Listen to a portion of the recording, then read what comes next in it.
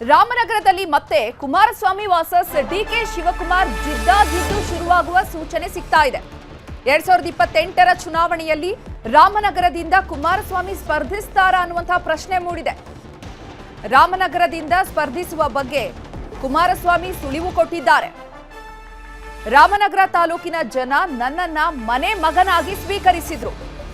4 ಚುನಾವಣೆಯಲ್ಲಿ ರಾಮನಗರ ಜನರೇ ಚುನಾವಣೆಯನ್ನ ನಡೆಸಿ ನನ್ನನ್ನ ಗೆಲ್ಲಿಸಿದ್ರು ಅಂತ ಹೇಳಿಕೆಯನ್ನ ನೀಡಿದ್ದಾರೆ. ನನ್ನ ಅಂತಿಮ ದಿನಗಳು ಹೋರಾಟಗಳು ರಾಮನಗರದಲ್ಲೇ. ಎಚ್ಡಿಕೆ ಈ ರೀತಿಯಾಗಿ ಹೇಳಿಕೆಯನ್ನ ನೀಡಿರುವಂತದ್ದು. ಮಂಡ್ಯ ಜನರ ಒತ್ತಡಕ್ಕೆ ಮಣಿದು ಮಂಡ್ಯಗೆ ಹೋದೆ ಅಷ್ಟೇ ನಾನು ಅಂತ ಹೇಳಿದ್ದಾರೆ. ರಾಮನಗರದಿಂದ ಸ್ಪರ್ಧಿಸುವ ಬಗ್ಗೆ ಕುಮಾರಸ್ವಾಮಿ ಸುಳಿವು ನೀಡಿದ್ದಾರೆ. 2028ರ ಚುನಾವಣೆಯಲ್ಲಿ ರಾಮನಗರದಿಂದ ಕುಮಾರಸ್ವಾಮಿ ಸ್ಪರ್ಧೆ ಮಾಡ್ತಾರಾ ಅನ್ನುವಂತಹ ಪ್ರಶ್ನೆ ಹುಟ್ಟಿದೆ. ರಾಮನಗರದಲ್ಲಿ ಮತ್ತೆ ಕುಮಾರಸ್ವಾಮಿ ಅಖಾಡಕ್ಕಿಳಿಯುವಂತಹ ಸೂಚನೆ ಸಿಗ್ತಾ ಇದೆ. ಮಂಡ್ಯದಲ್ಲಿ ಕಾರ್ಯಕರ್ತರ ಒಂದು ಅಪೇಕ್ಷೆ ಮೇರೆಗೆ ಕಳೆದ ಬಾರಿ ಚುನಾವಣೆಗೆ ನಿಂತಿದ್ದೆ. ನಿಲ್ಲೇಬೇಕು ಅಂತ ಆಟ ಆಡಿದ್ರು, ನಾನು ನಿಲ್ಲಿಸಬೇಕು ಅಂತ ಇದ್ದಿದ್ದು ಪುಟ್ಟರಾಜುನು. ಆದ್ರೆ ಅಲ್ಲಿಯ ಕೆಲವು ಒತ್ತಡಗಳಿಗೆ ನಾನು ಮಣಿಬೇಕಾಯ್ತು ಮಂಡ್ಯದಲ್ಲಿ. ಇದರಲ್ಲೇ ನೀವು ಅರ್ಥ ಮಾಡ್ಕೊಳ್ಳಿ, ಯಾವ ರಾಮನಗರ ತಾಲೂಕಿನ ಜನ ನನ್ನನ್ನು ಮನೆ ಮಗನಾಗಿ ಸ್ವೀಕಾರ ಮಾಡಿ ಬಹುಶಃ 4 ಚುನಾವಣೆ, 2 ಪಾರ್ಲಿಮೆಂಟ್ ಚುನಾವಣೆಯಲ್ಲಿ ನಾನು ನಾಮಪತ್ರ ಸಲ್ಲಿಸಿದ್ದಷ್ಟೇ. ಎಲ್ಲೂ ಚುನಾವಣೆಯಲ್ಲಿ ಮತ ಕೇಳಕ್ ಹೋಗಲಿಲ್ಲ. ಅವರೇ ಚುನಾವಣೆ ನಡೆಸಿ ನನ್ನನ್ನ 4 ಬಾರಿ ಶಾಸಕನಾಗಿ 2 ಬಾರಿ ಲೋಕಸಭಾ ಸದಸ್ಯರು ಮಾಡಿದಂಥ ಜಿಲ್ಲೆ ಇದು. ಈ ರಾಮನಗರ ತಾಲೂಕಿನ ಈ ಒಂದು ಜನತೆ ನನ್ನನ್ನು ಮನೆ ಮಗನಾಗಿ ಸ್ವೀಕಾರ ಮಾಡಿದ್ದಾರೆ.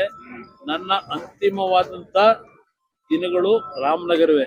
ಮಂಡ್ಯ ಜಿಲ್ಲೆಯ ಜನತೆಯ ಅಪೇಕ್ಷೆ ಮೇಲೆ ಹೋಗಿದ್ದೀನಿ ಅಷ್ಟೇ. ನನ್ನ ಅಂತಿಮವಾದಂಥ ಹೋರಾಟಗಳು ಅಂತಿಮವಾಗಿ ನನ್ನ ಈ ಜಿಲ್ಲೆಯ ಬಗ್ಗೆ ಏನ್ ಮಾಡಿದ್ದಾನೆ ಅಂತಾರೆ. ಈ ಜಿಲ್ಲೆಗೆ ಏನ್ ಕೊಟ್ಟ ಅಂತಾರೆ.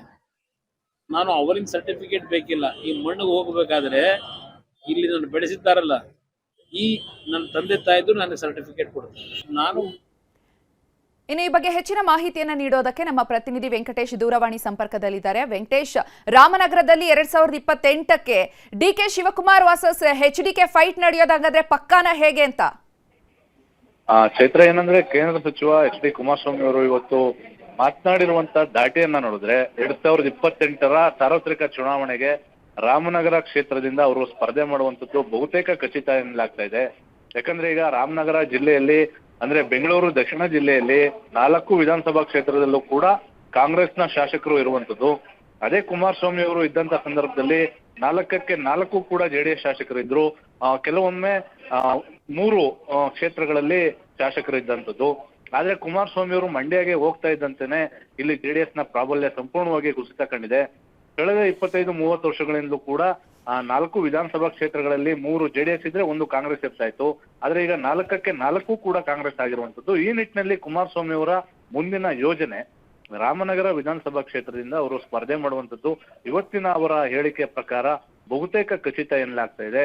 ಆದ್ರೆ ಕೊನೆ ಕ್ಷಣದ ರಾಜಕೀಯ ಲೆಕ್ಕಾಚಾರಗಳಲ್ಲಿ ಬದಲಾವಣೆ ಆದಂತ ಸಂದರ್ಭದಲ್ಲಿ ಅವರು ಯಾವ ಕ್ಷೇತ್ರವನ್ನ ಆಯ್ಕೆ ಮಾಡ್ಕೊಳ್ತಾರೆ ಎನ್ನುವಂಥದ್ದು ಅವತ್ತಿನ ರಾಜಕೀಯ ಲೆಕ್ಕಾಚಾರಕ್ಕೆ ಸಾಕ್ಷಿಯಾಗ್ತದೆ. ಚೈತ್ರ, ವೆಂಕಟೇಶ್, ಇನ್ನು ಯಾವಾಗ್ಲೂ ಕೂಡ ಜೆಡಿಎಸ್ ನ ಒಂದು ಸೂತ್ರ ಅಂತಾನೆ ಹೇಳ್ಬೋದು, ಕೊನೆ ಕ್ಷಣಗಳು, ಕೊನೆ ಚುನಾವಣೆ, ಈ ರೀತಿ ಮತ್ತೆ ಸಾಫ್ಟ್ ಕಾರ್ನರ್ ಯೂಸ್ ಮಾಡಿಕೊಂಡು ರಾಮನಗರ ಜನತೆಯ ಮತ ಸೆಳೆಯುವಕ್ಕೆ ಈಗಲೇ ಕುಮಾರಸ್ವಾಮಿ ಪ್ಲಾನ್ ಮಾಡ್ತಿದಾರಾ ಅಂತ?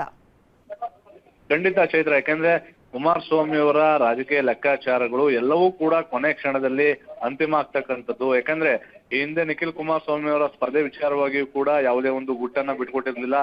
ಆದ್ರೆ ಕೊನೆ ಕ್ಷಣದಲ್ಲಿ ಬಂದು ಅವರು ಅಭ್ಯರ್ಥಿ ಆದ್ರು. ಚನ್ನಪಟ್ಟಣ ಉಪಚುನಾವಣೆಯಲ್ಲೂ ಕೂಡ ಅವರು ಹೆಸರು ಇದ್ರೂ ಕೂಡ ಕೊನೆ ಕ್ಷಣದಲ್ಲಿ ಅವರು ಬಂದು ಅಭ್ಯರ್ಥಿ ಆಗ್ತಾರೆ. ಅದೇ ರೀತಿ ಈಗ ಕುಮಾರಸ್ವಾಮಿ ಅವರು ಕೂಡ ಮಂಡ್ಯದಲ್ಲಿ ಲೋಕಸಭಾ ಸದಸ್ಯರಾಗಿ ಆಯ್ಕೆಯಾಗಿದ್ರು, ಕೇಂದ್ರ ಸಚಿವರಾಗಿ ಕೆಲಸವನ್ನ ಮಾಡ್ತಾ ಇದ್ದಾರೆ.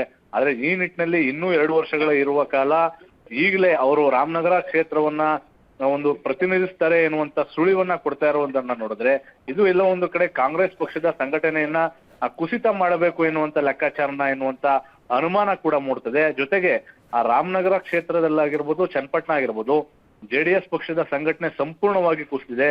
ಒಂದೇ ಒಂದು ಕಚೇರಿಯನ್ನ ಮೇಂಟೈನ್ ಮಾಡ್ಲಿಕ್ಕೂ ಕೂಡ ಜಿಲ್ಲೆಯಲ್ಲಿ ಯಾರು ಕೂಡ ಮುಂದಾಗ್ತಾ ಇಲ್ಲ. ಜಿಲ್ಲಾಧ್ಯಕ್ಷ ಇದ್ರೂ ಕೂಡ ಇಲ್ದಂತ ಸ್ಥಿತಿಯಲ್ಲಿದೆ. ಈ ಒಂದು ಲೆಕ್ಕಾಚಾರವನ್ನ ನೋಡ್ಕೊಂಡು ಕುಮಾರಸ್ವಾಮಿ ಅವರು ಈ ಒಂದು ಮಾತನ್ನ ಹೇಳಿದ್ರ ಎನ್ನುವಂತ ಲೆಕ್ಕಾಚಾರಗಳು ಕೂಡ ಇದೆ. ಹಾಗಾಗಿ ಭವಿಷ್ಯದ ದಿನಗಳಲ್ಲಿ ಕುಮಾರಸ್ವಾಮಿ ಅವರ ಸ್ಪರ್ಧೆ ಖಚಿತ ಆದಾಗ ಮಾತ್ರ ಇದು ಖಚಿತ ಎನ್ನುವಂತ ಒಂದು ಸತ್ಯವನ್ನ ಒಪ್ಪಬಹುದು. ಚೈತ್ರ, ಧನ್ಯವಾದ ವೆಂಕಟೇಶ್ ತಮ್ಮೆಲ್ಲ ಮಾಹಿತಿಗಾಗಿ.